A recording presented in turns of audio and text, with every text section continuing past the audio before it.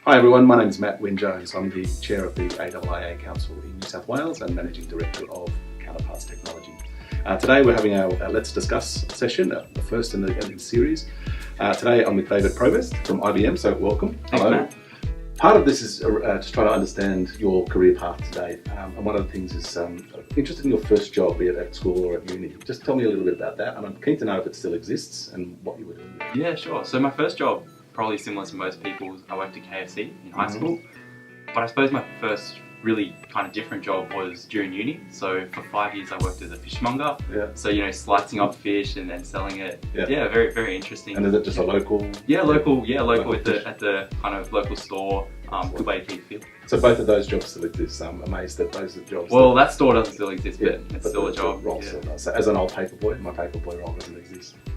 Next question was really around the greatest impact that digital transformation you think might have on our economy. Can you give me some comments on that? Definitely. So I think the proliferation, I suppose, of cloud computing has really helped accelerate a lot of businesses, you know, be it financial services, telco, and it's just allowed for the different business models across the world. So these, you know, you can start to collaborate, reuse capabilities other people have built really fast, like, you know, APIs enable this like plug and play aspect. So that's really enabled, you know, huge, I suppose, opportunity for financial growth. Yeah. Excellent. My next question is around a magic wand. If you had a magic wand of unlimited resources and unlimited time and money and budget, what do you think might be the greatest contribution that digital transformation might make? So I've got a really big passion in the health kind of industry. So I've always thought around accessibility, especially I think for vision impaired people. So how can we use, I suppose, you know, cloud computing, AI, some of these capabilities to really help, you know, with this accessibility? So I've seen some really cool things using, you know, vision recognition to like for object detection, and then, you know, natural language to actually help these people understand, you know, what's in their environment, how to interact better, and giving them a sense of freedom, which, you know, without that technology, you wouldn't be able to do that. That's excellent. Yeah, that's really good cause.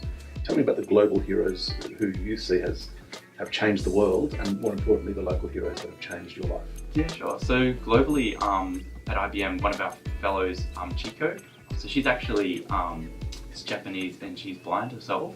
So she's got her PhD and she created so many amazing technologies, from, you know, digital braille into the voice reader for browsers, and then now is working in some of these technologies using AI, actually building it into briefcases and building it into luggage bags, so you can actually help you, you know, if you're going around the airport and stuff, directing you to the places you need to go, which is super cool. Yeah, I was privileged enough to hear a lecture from her maybe 2 years ago, so I'm a massive fan. What about local heroes? So local heroes, I was lucky enough to work on a project with Hunter Johnson. So he is the CEO of Man Cave. So Man Cave, they've created a set of initiatives solving preemptively some of these mental health issues, and actually redefining what a real man is.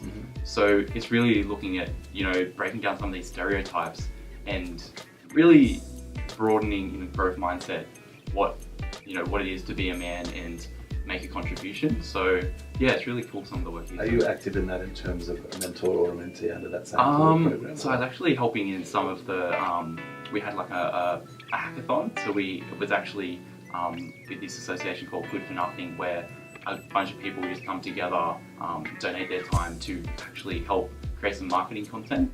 What do you see the role, or your role in AIIA, and how can you make a difference? Definitely. So I really see, I suppose, my role representing that of a scientist. So I suppose I really associate myself more of a scientist than an engineer. So having originally studied chemistry and mathematics in a science degree at uni, and before, you know, going back and learning some IT, I really see a lot of those skills kind of give me a different mindset to often, I suppose, the engineers I work alongside. So thinking about this problem solving aspects, this really critical thinking, and a lot of that is, you know, how do we change and innovate in different ways? So what I'm really hoping is we can build some kind of curriculum and capability for these people who have a science background to actually develop and take on more of leadership roles across the technology industry and across like broader Australia, which would be amazing. So I think, you know, the ideas they bring is just so different, and we just need to support them. That also links through to your personal journey around, I think, your Kincumber High and education, particularly around skills development and education. What do we need to do to change that pathway? Or make that link into a professional IT career? What Definitely. So yeah, a bit like around my story was at high school, you know, I went to a public school. We didn't have access to, you know, it was very difficult for me to try and study more advanced mathematics and things like that. So I think, you know, giving everyone equal access to these opportunities, doesn't matter where you come from, more rural, more in the city. What I found really hard was when you're at uni, say studying science, there's not really big industry engagement. So, and there's, compared to something like business where, you know, there's people there every day talking about, hey, come join my big organization. So how do we help these scientists who have a lot of these really transferable skills that are really beneficial for businesses? How do we show them this path into industry, and how do we develop their leadership qualities, which might be things like emotional intelligence, things like communication skills? How do we, you know, really develop those skills and help these really smart people be our future leaders of Australia? Excellent. I don't know that you're interested in the AIIA higher apprenticeship or ex-ships scheme, so we're hoping to get some more information on that pretty soon, which will be good. In terms of opportunities ahead for you, where do you see that in the next couple of years?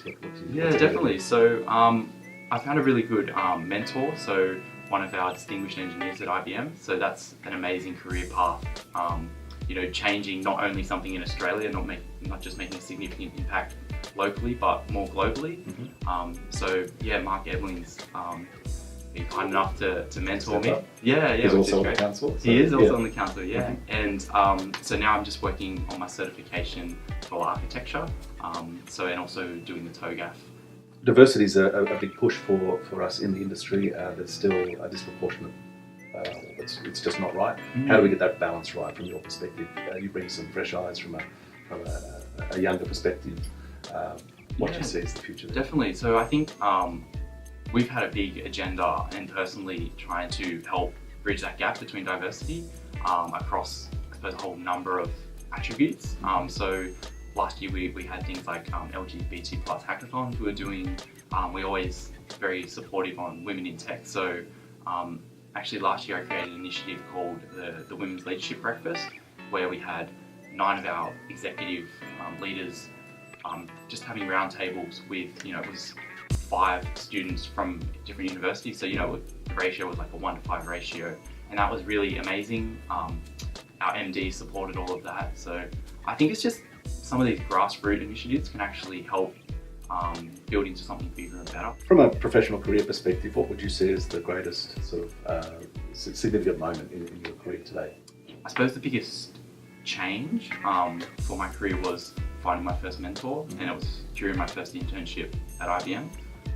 So up until that point, I was that really sciencey, techie guy. I'd get on and program things. We're allowed to say nerds. Nerds, right? Nerds. So, and I suppose I didn't have that social interaction, like, so really working with Rory, my mentor at the time, he helped me kind of understand emotional intelligence, you know, understanding how my communication skills could develop. And so now that's really been so pivotal into my role, which basically I am the communication bridge between the business and technology. So, you know, saying this is our strategy, we want to deliver, working with CIOs, and then translating that into a solution, a technical solution, saying, you know, these are the capabilities we need to provide to actually enable that strategy.